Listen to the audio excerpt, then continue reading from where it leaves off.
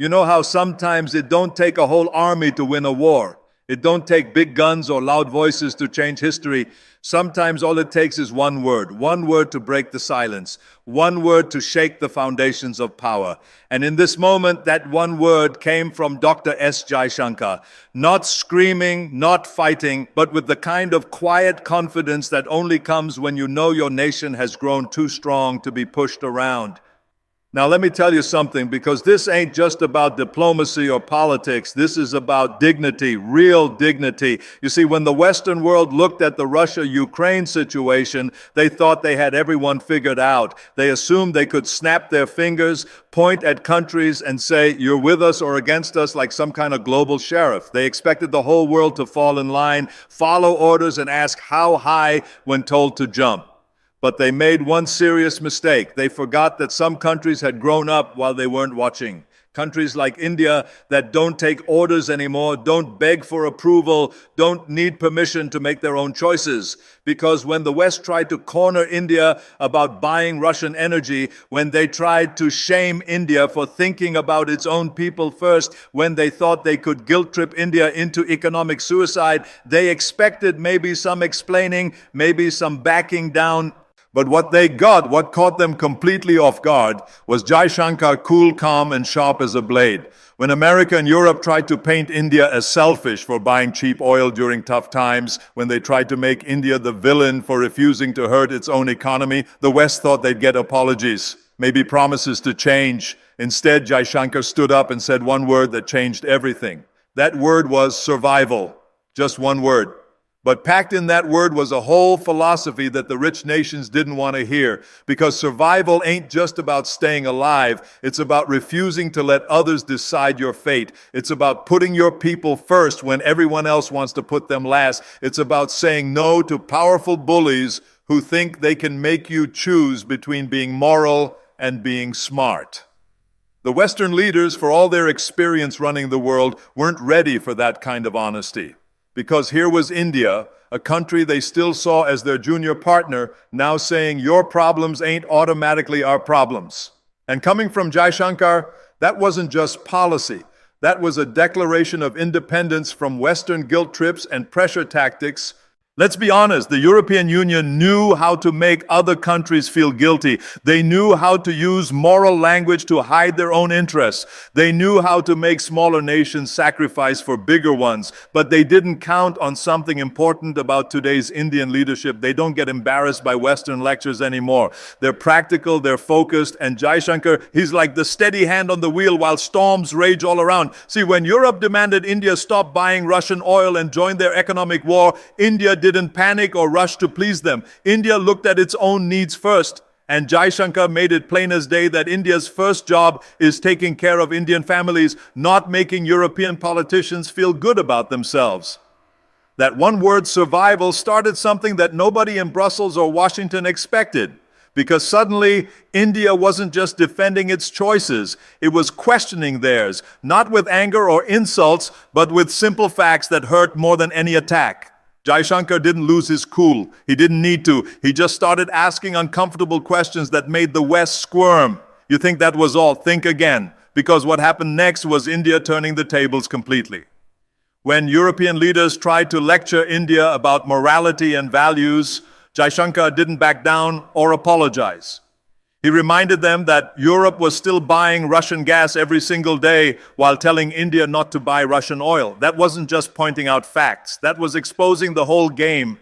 When the West tried to use the democracy card, trying to make India feel bad about not supporting Ukraine enough, Jaishankar cut through that noise too. He said the world's biggest democracy knows how to think for itself. Thank you very much. That wasn't arrogance. That was confidence. The kind that comes from knowing you don't need anyone else's approval to make good decisions. This was the turning point when everything shifted. India wasn't just saying, leave us alone anymore. It was saying, who made you the boss of everyone? And that question hit the Western world like cold water to the face. Because for decades, they'd gotten comfortable being the teachers, the rule makers, the ones who decided what was right and wrong for everybody else. But here was India, steady as a rock, asking, why should your values matter more than our survival? That simple question broke apart years of Western moral authority. Because when you really think about it, what gives rich countries the right to tell poor countries to stay poor for moral reasons? What makes European comfort more important than Indian families having electricity? Let's talk about energy for a second. The West went all out trying to make India give up cheap Russian oil. They offered alternatives that cost 3 times more. They made threats about being on the wrong side of history. They tried everything they could think of. But India, under Jaishankar, was playing chess while they were still playing checkers. While the West worried about looking tough against Russia, India worried about keeping its factories running and its people warm. While Brussels talked about sanctions and punishment, New Delhi talked about survival and common sense. And when it came down to it, Jaishankar made the choice that any smart leader would make. He chose his people over other people's politics. The defense situation shows the same pattern. For years, Western countries used military equipment like treats for good dogs. Behave well, get some weapons, act up, get cut off. They thought they could play the same game with India. But Jaishankar flipped that whole script. He made it clear India would buy weapons that made India safer, not weapons that made the West feel better about India. India started building its own missiles, designing its own fighters, creating its own defense industry. That's when NATO started getting nervous, because India wasn't just buying from Russia to be difficult. India was buying from everyone, learning from everyone, and becoming independent from everyone. The kind of independence that makes other countries worried because they can't control it. Now let's look at China. The West loved bringing up China whenever they wanted to scare India into their camp. Join us against China, they said. Help us contain Beijing, they promised. Pick our side in the new Cold War, they demanded. But Jaishankar had different ideas about that whole setup. He made it clear that India doesn't need Western permission to handle China. India's been dealing with China since before America was even a country. They'll keep dealing with China long after the West figures out what it really wants. That message wasn't emotional or angry. It was just reality served cold and simple. The Ukraine crisis really showed how different India's thinking had become. Western leaders wanted India to pick sides, wave flags, make speeches about good versus evil. But India looked at Ukraine and saw what happens when big powers use small countries as chess pieces. They saw what happens when you trust the wrong promises from the wrong people. So India chose something that made the West even angrier than picking Russia's side. India chose itself. Not because they couldn't choose sides, but because they were smart enough to see that other people's fights don't have to become your fights. Jaishankar didn't apologize for that choice or make long explanations. He just said India believes in peace, not picking teams. That neutrality hit the West harder than support for Russia would have, because neutrality from India meant we're strong enough to make our own path, and that scared Western leaders more than any enemy could. They were used to countries that needed guidance, needed protection, needed the West to tell them how to think. But here was India thinking for itself, and that was terrifying. You want to know why that word survival cut so deep? Because it was honest, completely, totally, undeniably honest. It stripped away all the fancy language about values and democracy and got right to the heart of things. Countries exist to take care of their people, not to make other countries feel good about their choices. That honesty changed the whole conversation, not just between India and the West, but between India and the rest of the world, because other countries were watching closely. They saw how India stood up to the biggest powers without starting a fight. They saw how you could say no without being nasty. They saw how respect works when you respect yourself first. After that moment, world leaders started approaching India differently. You could see it in their body language, hear it in their words, feel it in the way they made their requests instead of demands. They understood that India wasn't at the table begging for scraps. India was there as an equal partner, ready to walk away if treated otherwise. The West learned something important that day. They learned that the world had changed while they were busy running it. They learned that countries like India had gotten stronger, smarter, more confident. They learned that you can't guilt-trip a nation that knows its own worth. And most importantly, they learned that moral lectures don't work on people who can see through them. Jaishankar didn't need to raise his voice or make threats. He just needed to speak truth in a world full of lies, and the truth was powerful enough to shake foundations. Because truth is the one weapon that no amount of money or military power can stop. Truth cuts through propaganda, cuts through guilt trips, cuts through manipulation, and gets to what really matters. That's why this moment became so important, not because of what India did, but because of what it meant. It meant that the age of Western countries telling everyone else what to do was ending, not because someone beat them in war, but because countries like India had grown too proud to be lectured anymore.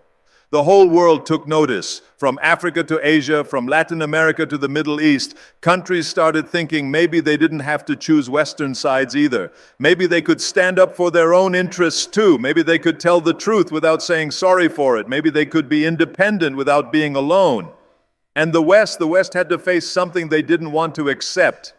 That their time as the world's moral police was over, not because they lost their power, but because other countries had found theirs. The age of do what we say was ending. The age of let's talk as equals was starting. Other nations started following India's example. They started asking their own hard questions. If India can say no to Western pressure, why can't we? If India can put its people first, why can't we? If India can make its own choices, why are we still asking permission? That's how one word from one man started a whole movement. The energy market shifted. Countries that used to ask the West for permission to buy oil started making their own deals. The weapons market changed. Nations that used to depend on Western arms started looking for alternatives. The whole system of Western control started cracking because India had shown there was another way. What made it even more powerful was how calm Jaishankar stayed through it all. He didn't gloat or celebrate or rub anyone's face in it. He just kept doing what was best for India, kept speaking truth when others spoke politics, kept putting his country's needs above other countries' feelings. That kind of steady leadership is rare in today's world. The message was clear to everyone watching. You don't have to be loud to be strong. You don't have to be mean to be firm. You don't have to apologize for putting your people first. You just have to know who you are and what you stand for, and then stand there no matter who tries to move you. But let's talk about what happened next, because that one word survival didn't just end the conversation. It started a whole new chapter in how the world works. See, when other developing nations saw India stand up like that, they started getting ideas. They started thinking maybe they don't have to choose between feeding their families and making rich countries happy. Maybe they can say no too.